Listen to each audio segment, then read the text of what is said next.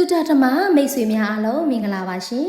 အခုဗီဒီယိုလေးမှာလေ့လာမှတ်သားရမယ့်အကြောင်းအရာကတော့စိတ်အညစ်အကြေးနိဝရဏတရား၅ပါးကိုဖယ်ရှားနည်းပဲဖြစ်ပါတယ်ရှင်ဒီနေ့တူတူလေ့လာမှတ်သားကြရအောင်ရှင်စိတ်အညစ်အကြေးနိဝရဏတရား၅ပါးကိုဖယ်ရှားနည်းကာမိဆန္ဒနိဝရဏကိုဖယ်ရှားနည်း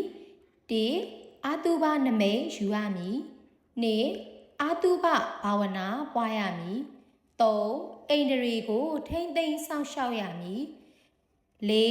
အစာအာဟာရနှင့်ပတ်သက်၍အတိုင်းရှိသိရမည်၅မိတ်ဆွေကောင်းရှိရမည်၆သင်လျော်သောတရားစကားများကိုနာကြားရမှာပဲဖြစ်ပါတယ်ရှင်။ဗျာပါဒနိဝရဏကိုဖယ်ရှားနည်း၁မေတ္တာနမိတ်ယူရမည်၂မေတ္တာဘာဝနာပွားများရမည်၃ဒေါသဖြစ်လျင်ကံသာလျင်ကိုယ်ပိုင်ရှိသည်ဆိုသောသဘောဆင်ခြင်စဉ်းစားရမည်၄ဒေါသဤအပြည့်မေတ္တာဤအကျိုးကိုဆင်ခြင်စဉ်းစားရမည်၅မိတ်ဆွေကောင်းရှိရမည်၆သင်လျော်သောတရားစကားနာကြားရမှာပဲဖြစ်ပါတယ်ရှင်ထိနမိတ်တာနိဝရဏဖယ်ရှားနည်း၁ဘိုက်တင်းအောင်အလွန်ကျွန်းမစားရ၂ဣရိယာပုတ်ပြောင်းပေးရမည်၃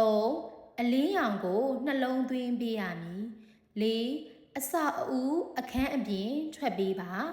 ၅မိတ်ဆွေကောင်းရှိရမည်၆သင်လျော်သောတရားစကားနာကြားရမှာပဲဖြစ်ပါတယ်ရှင်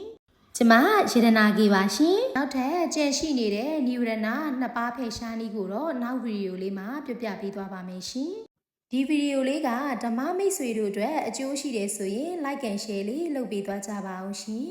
အားလုံးလည်းစိတ်အညစ်အကြေးနိဝရဏတရား၅ပါးကိုဖယ်ရှားနိုင်ကြပြီးကံတွေလည်းကောင်းဉာဏ်တွေလည်းကောင်းလို့ငြိမ်းအေးသောနိဗ္ဗာန်ကိုမျက်မှောက်ပြုနိုင်ကြပါစေရှင်အဆုံးထိကြည်ပေးတာလည်းကျေးဇူးပါရှင်